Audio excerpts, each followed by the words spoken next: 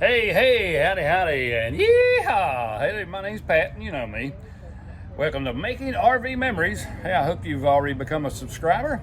If you haven't subscribed to our channel, hey, just click down there, and you know it's free to do. You can follow right along with our Making RVs family. Leave me a comment about this video, and click that like button too. I know you're going to enjoy this one. Now today's question is, have you changed your RV water heater anode rod lately? You might say, well, what's an anode rod, Pat? And does my RV have an anode rod on the water heater? That's a good question. We're going to deal into that. Here we go. Well, first of all, the anode rod's only required if your RV hot water heater has a steel tank. And most of the Suburbans do have a steel tank. If it hadn't been Atwood, most of the Atwood hot water heaters have an aluminum tank. Well, they don't require an anode rod.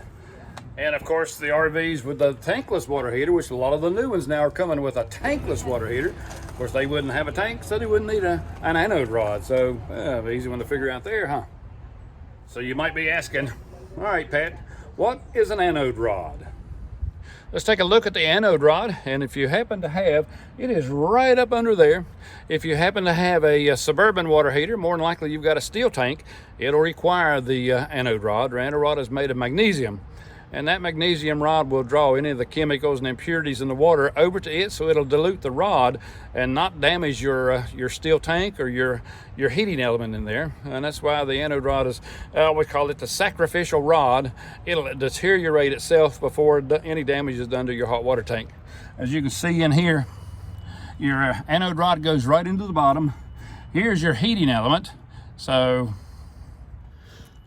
with the anode rod here and your heating element right there, let me tell you a little embarrassing story about that little on-off switch right there. You always want to make sure that is off when you get to a campground.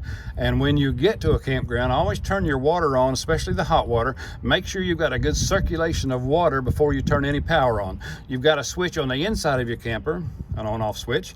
I also got this one hid right there. When I first got into camping, I didn't know anything about that switch there. We got camping and my hot water heater wouldn't come on. My switch on the inside was working, no hot water. We had to switch it over to propane, and I happened to be complaining to the guys. Somebody on the campground told me that, hey, I'm going something wrong happening with your hot water heater. And I said, yeah, it won't come on. He said, you got both switches on. I said, both? Yep, you got a switch right there, and it's got to be in the on position. But now remember, you want to make sure that either one of them has to be off when you get to the campground. You don't want to turn the power onto your hot water element with no water in the tank. It'll burn up this element right here. So always make sure when you get to the campground, run hot water through your tank and get it circulating so you'll know the tank is full of water. Then you can turn the power on to get the heating element going. Now take a look here at the anode rod. Here's a brand new one. Here's what it's going to look like when you get one. And I would probably recommend getting you a spare. Just always have a spare. They're not too bad to have. And here's one that's already sacrificed itself. And you can see it's just about used up. And I did tell you the tankless water heaters, of course, there's no tank, so there's no anode rod. Well, when I ordered my Cedar Creek, well, here, take a look at the tankless water heater we had in our fifth wheel. I think one of the best upgrades that I did when I ordered this Cedar Creek was the Truma AquaGo. It's an endless water supply. It's a tankless water heater. And I've had all kinds of Atwoods, Suburbans. I've had the 8, 10, and 12 gallon propane and electric water heaters on all of our travel trailers. Even had it on our last motorhome. And it's nice. You can have the on propane, or if you're at a campground, you can switch it over to electric and have hot water. I didn't really think about this one until we went ahead and ordered it. And wow, you're talking about spoiled. Man, this thing is super nice. You can see here when I walk in, if I walk into the bathroom and I need to take a shower, or if I just want to brush my teeth, I flip the switch, the light comes on, I can hear it hum where it's just lighting the burners. It's got a little small tank, boom, within just 3, 4, 5, 6 seconds, wow, I got hot water really in a hurry, and it's continuous. Let's take a look here. It's when I want to winterize it. It's super easy to winterize. Flip this up, pull out the screen inside, switch Swish the line on the inside to divert the water away, drain it out, and she's done. It's super easy to fool with. I never really thought about a tankless water heater until we got this one. And it's true, these tankless water heaters, you can take showers for hours and not have to worry about running out of hot water. You're still in the shower. You've been in there for over an hour. I need to get in there. Be right out. Yeah, and before we go any further, no comments about the shower cap, okay? No.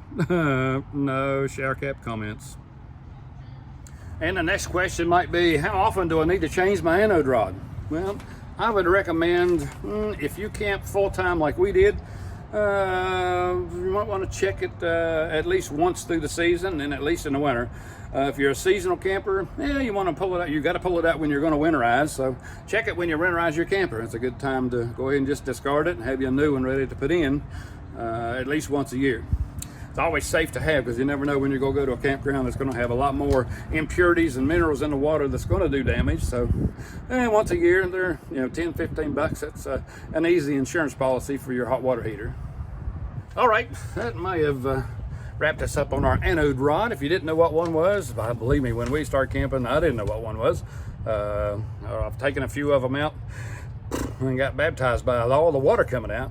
So I will tell you, just as you're starting to loosen your anode rod, pull that little cap on the top of your pop-off valve to let some of the pressure off. And I always make sure the power's off, but yeah, let some of the pressure off, because when you pull that anode rod out, the tank's going to empty and you're right in front of it. So yep, you're going to get water everywhere, all of you.